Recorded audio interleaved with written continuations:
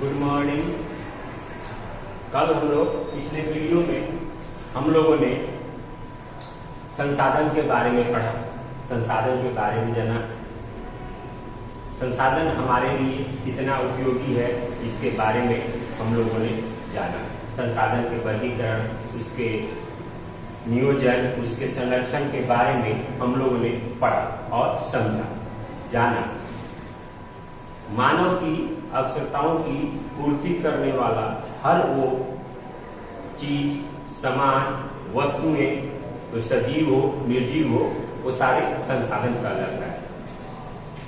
आसान शब्दों में हम मान लें कि जैसे एक घर बनवाना है, घर बनवाने में ईंट, सीमेंट, छड़, गिट्टी, बालू, उसके बाद मनुष्य श्रम के रूप में लगते हैं, वो सारे संसाधन, यानी मानव भी, मनुष्य भी एक संसाधन है। ये क्लियर है, इससे आप लोग उदाहरण से समझ सकते हैं। अब हम संसाधन का अगला चैप्टर है आपको प्राकृतिक संसाधन। प्राकृतिक संसाधन यानी जो हमें प्रकृति से मिला है। जैसे क्या? जैसे आप देख रहे हैं पर्वत, नदियां, मरुस्थल, मिट्टी, ये जितने भी है खनिज पदार्थ, ये हमें प्राकृतिक की देन है, प्रकृति से हमें मिला है, इसे प्राकृतिक संसाधन कहते हैं। लेकिन प्राकृतिक संसाधन का भी अलग अलग टॉपिक है। कौन कौन प्राकृतिक संसाधन है? इसमें प्राकृतिक संसाधन हम जानते हैं कि जो भी प्राकृतिक संसाधन है वो हमें प्रकृति द्वारा दान दिया गया है। उसका उपयोग हम सही से करके, हम उसका सुनियोजित उपयोग करके उस संसाधन को भविष्य के लिए सुरक्षित रख सकते हैं, क्योंकि अत्यधिक दुरुपयोग से उस संसाधन की कमी होती चली जा रही है। हम देखते होंगे बहुत सारी चिड़िया, बहुत सारे पेड़ पौधे विलुप्त होने के कगार पे हैं, बहुत सारे जीव जंतु विलुप्त होने के कगार पे हैं। तो ये हमारे लिए ठीक नहीं है, हमारे भविष्य के लिए ये ठीक नहीं है। इसलिए हमें किसी भी संसाधन का उचित उपयोग, उसका संरक्षण बहुत ही आवश्यक है। अगला हम लोग पढ़ेंगे प्राकृतिक संसाधन। प्राकृतिक संसाधन में आप लोगों को पहला है मृदा संसाधन।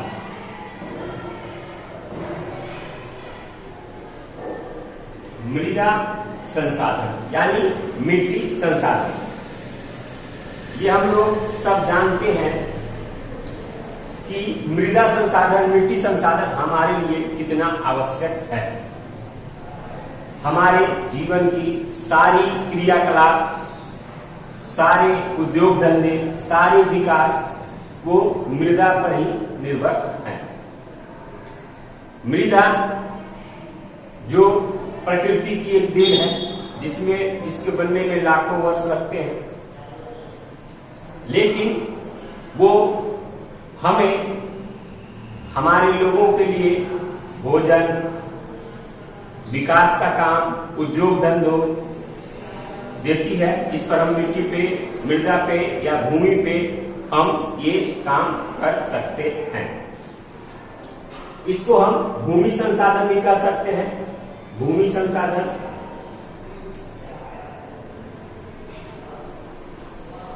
भूमि संसाधन यानी मिट्टी संसाधन।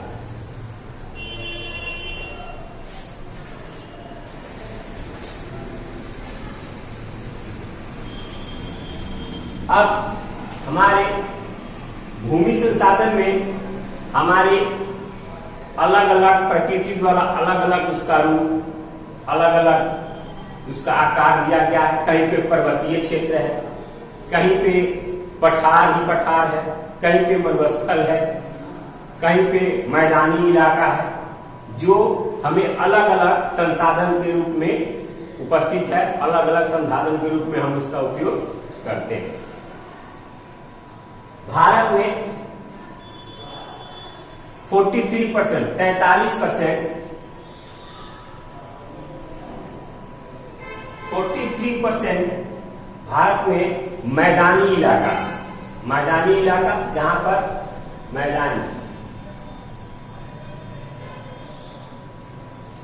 मैदानी इलाका है, जहां पर हम खेती, उद्योग धंधों का विस्तार हुआ है, वहां विकास होता है, उस संसाधन का हम लोग उपयोग करते हैं। उसके बाद 30%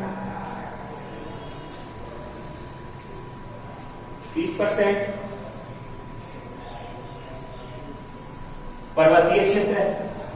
30% हमारा पर्वतीय क्षेत्र है, जो जिससे हमें बहुमूल्य लकड़ियां,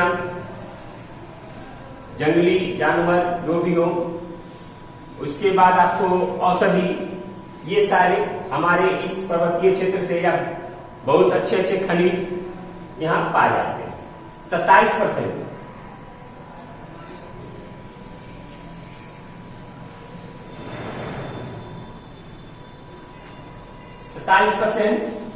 27% पठार है, जो जिससे हमें खनिज, जीवाश्म ईंधन, ये सारे हमें प्राप्त होते हैं। ये भारत का स्थिति है भूमि संसाधन का। इसमें भूमि संसाधन में हम 43% मैदानी इलाका है, जो हम और देशों की अपेक्षा में बहुत ही धनी है, जहां से हमें पूरे लोगों के लिए भोजन, विकास का काम यहाँ होता है, जो हमारे लिए बहुत उपयोगी है। अब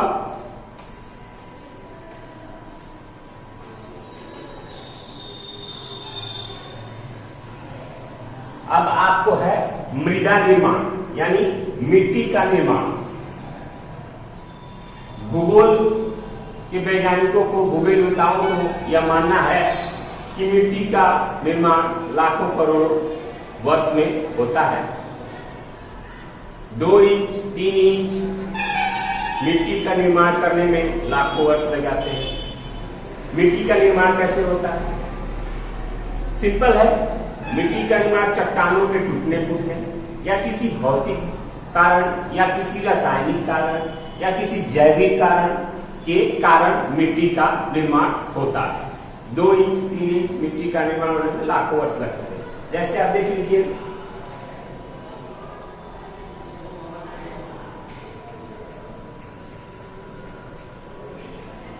रासायनिक, भौतिक,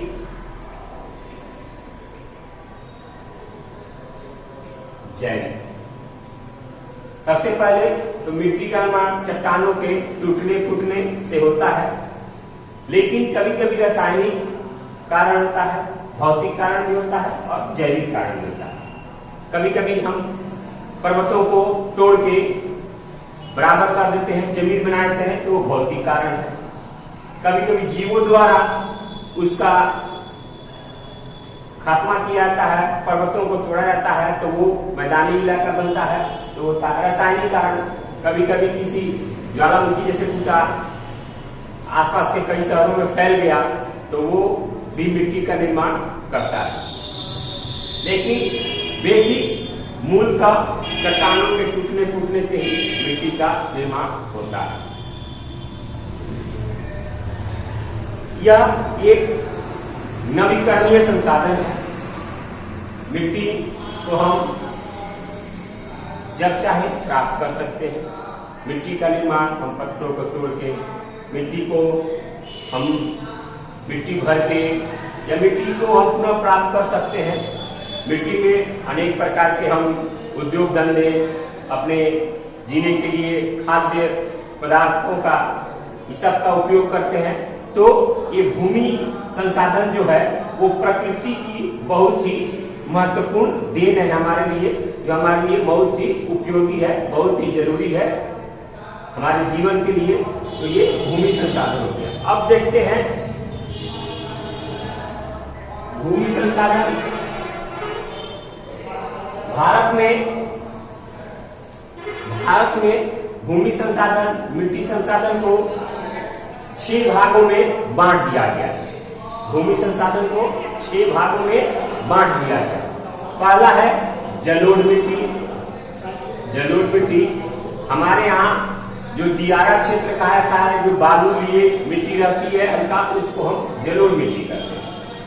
जलोढ़ मिट्टी का रंग भूरा होता है, भूरा होता है रंग। इसमें पोटास, फास्फोरस, चूना पाया जाता है, जिस कारण इसका रंग भूरा होता है। इस मिट्टी में मूलतः हम चावल, गेहूं, मक्का और दलहन जैसी फसलें उगा सकते हैं।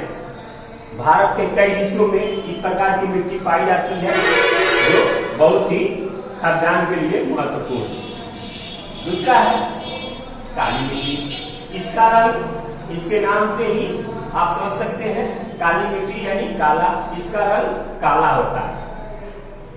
इसका रंग काला क्यों होता है? इसका रंग काला एल्युमिनियम और लौह यौगिक के कारण होता है। यानी इस मिट्टी में, काली मिट्टी में एल्युमिनियम और लौह यौगिक की मात्रा पाई जाती है, जिसके कारण इसका रंग काला होता है। इस मिट्टी में हम कपास, ये मिट्टी मूलतः कपास के लिए बहुत ही उपयोगी मानी जाती है। इस मिट्टी में कपास, गन्ना, प्याज इत्यादि फसलें उगा सकते हैं और इसका इस संसाधन का उपयोग कर सकते हैं। तीसरा है लाल एवं पीली मिट्टी। लाल एवं पीली मिट्टी, यह लाल क्या होती है? ये लोहा के कारण, लौह अंश के कारण इस मिट्टी का रंग लाल होता है। लेकिन सिंचाई करते हैं, जब इस मिट्टी को सिंचाई करते हैं तो इसका रंग थोड़ा पीला हो जाता है, इसीलिए इसे लाल एवं पीली मिट्टी कहते हैं।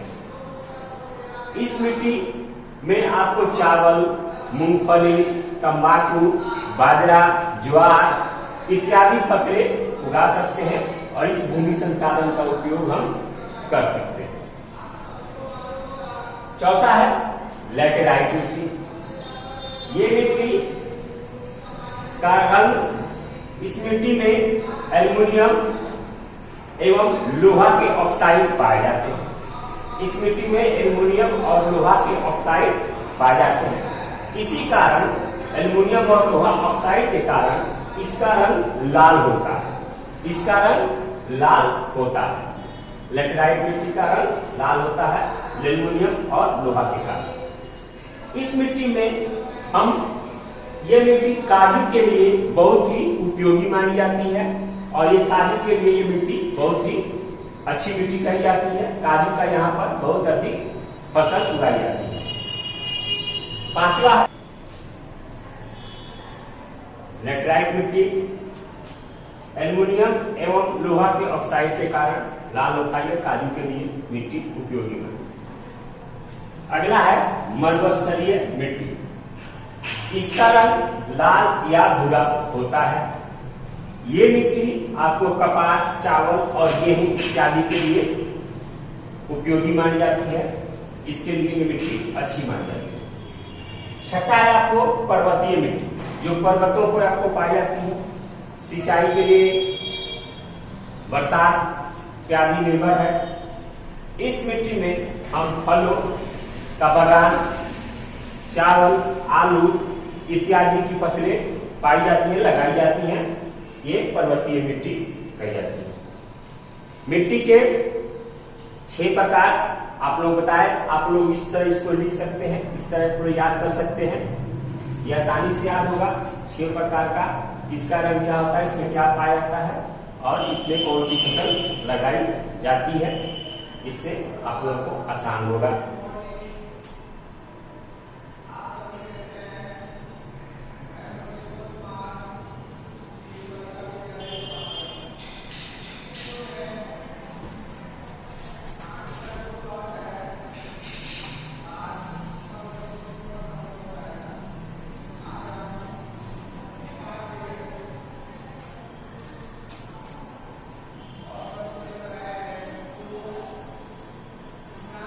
अब अगला टॉपिक है आप लोगों का भूमि उपयोग का बदलता स्वरूप।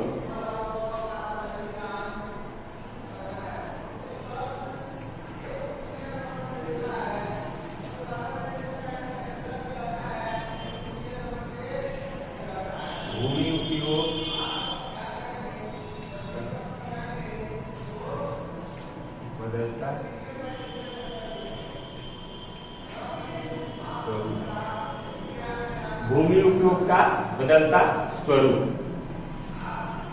इसमें हम लोग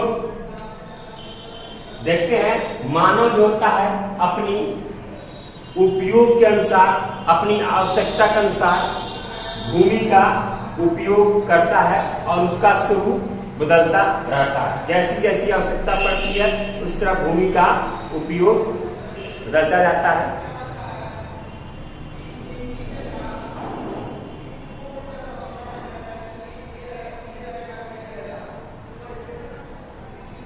उसमें देखिए सबसे पहला है क है आप लोगों को वन विस्तार।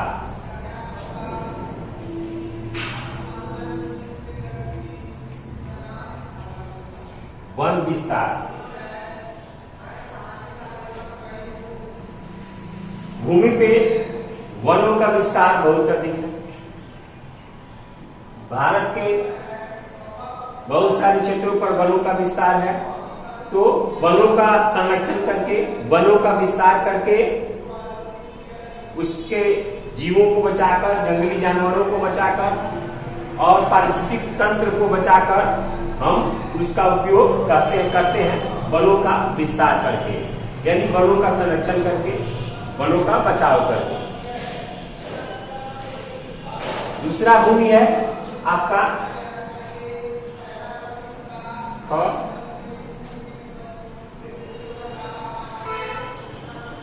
कृषि अयोग्य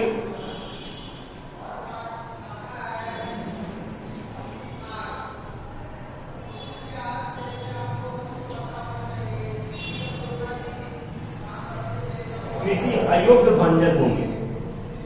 इसका मतलब ये होगा ये कृषि अयोग्य बंजर भूमि है। बंजर भूमि है, इस भूमि पर कृषि नहीं हो रहा है, लेकिन भविष्य में हम जब चाहे तब इसको कृषि के लिए उपयोगी बना सकते हैं, इसलिए इसे कृषि अयोग्य बंजर भूमि कहते हैं। ये कृषि के लिए अयोग्य है अभी, लेकिन जब चाहे हम इसे कृषि के योग्य बना सकते हैं।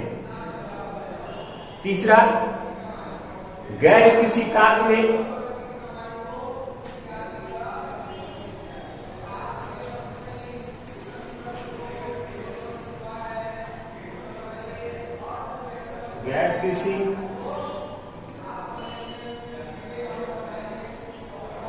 गैर कृषि कार्य में, गैर कृषि कार्य कहने का मतलब है जिस पर कृषि के अलावा की जाती है। जैसे हमारे देश में जितनी भी विकास होती है वो कृषि के अलावा है। कृषि का जैसे सड़क का विकास, उद्योग धंधों का विकास, कंपनियों का निर्माण, ये सारे आप लोगों को गैर कृषि कार्य में आते हैं। घ है अस्थाई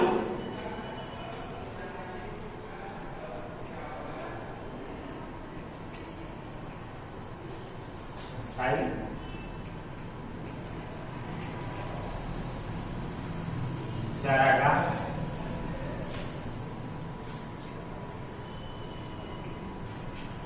अस्थाई चारागाह भूमि यानी अस्थायी रूप से जानवरों को, पशुओं को चरने के लिए जो भूमि उपयोग में लाई जाती है वो अस्थायी चारागाह भूमि कही जाती है। यानी अस्थायी है वो भूमि, सिर्फ जानवरों को घास चरने खाने के लिए जो भूमि उपयोग में लाई जाती है वो अस्थायी चारागाह भूमि कहलाती है।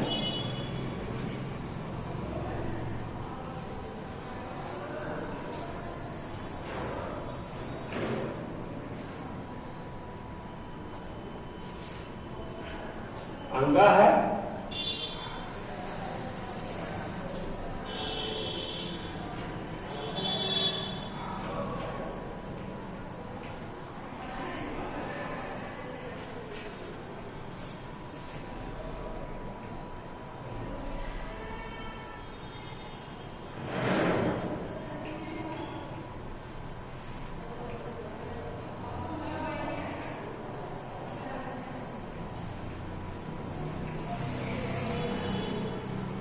इसमें है बगीचा एवं उपवन में संलग्न भूमि। वैसी भूमि जिस पर बगीचा फुलवारी लगाया गया है, बड़े बृहद स्तर पर बगीचा फुलवारी बागवानी किया गया है, बागवान लगाया गया है, उसमें जो संलग्न भूमि है उस भूमि का जो उपयोग करते हैं उसे हम कहते हैं बगीचा या उपवन में संलग्न भूमि। इस भूमि की संसाधन का उपयोग हम लोग करते हैं। अगला है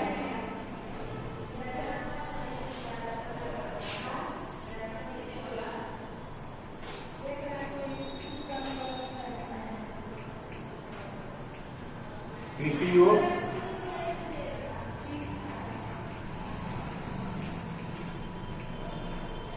कृषि योग्य बंजर भूमि। पहला था कृषि अयोग्य बंजर भूमि, यानी वो कृषि के योग्य नहीं है। अगला है कृषि योग्य बंजर भूमि। इसका मतलब यह हुआ कि ये कृषि योग्य है जिस पर लगभग 5-6 साल से कृषि की काम नहीं की गई है, खेती नहीं की गई है, इसलिए ये बंजर हो चुका है, इसीलिए इसे कृषि योग्य बंजर भूमि कहते हैं। कृषि योग्य बंजर भूमि का मतलब जिस पर 5 वर्षों से, पिछले 5 वर्षों से कोई भी कृषि नहीं की गई है, कोई भी खेती नहीं की गई है, इसलिए इसे कृषि योग्य बंजर भूमि कहा जाता है। अगला है वर्तमान पड़ती भूमि।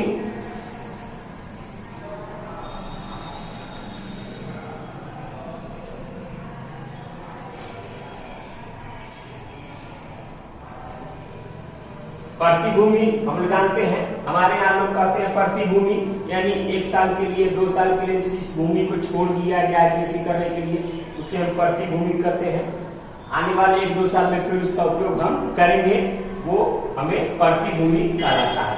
तो इस भूमि को, वैसे भूमि संसाधन को हम वर्तमान पड़ती भूमि कहते हैं। इसको 1-2 साल के लिए छोड़ दिया गया है, लेकिन 1-2 साल के बाद उस भूमि का उपयोग हम कर सकते हैं। अगला है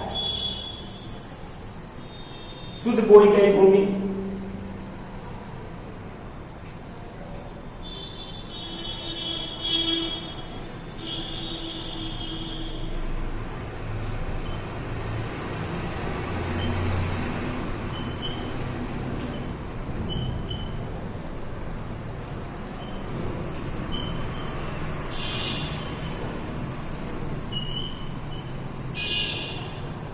शुद्ध बोई गई भूमि। अब आगे हमारा शुद्ध बोई भूमि, वैसी भूमि जिस पर हमेशा खेती हो रहा है, हर वर्ष हर सीजन में उस पर कृषि की काम की जा रही है, कृषि का काम किया जा रहा है, उसको हम बोलते हैं शुद्ध बोई गई भूमि। तो इस प्रकार के जितने हम पढ़े जब तक, इस प्रकार की भूमि का उपयोग हम लोग करते हैं मैदानी इलाकों में या पर्वतीय इलाके जो भी है, इस तरह की भूमि का उपयोग हम वर्तमान में करते हैं। इस वीडियो में अब इतना तक रहने दें। हम लोग संसाधन के बारे में, मिट्टी संसाधन तक पढ़े हैं। आप लोग किताब में अगला चैप्टर कल पढ़ के आइएगा और किताब रखिएगा और सामने आप समझते रहिएगा। अगले वीडियो में हम लोग भारत में भू उपयोग का स्वरूप, पूरे भारत में भूमि का क्या उपयोग है उसका स्वरूप हम पढ़ेंगे, उसका वीडियो जाएगा आप लोगों के पास। आप लोग अगला टॉपिक अपने घर से रिवाइज करके आइएगा, पढ़ के आइएगा। धन्यवाद।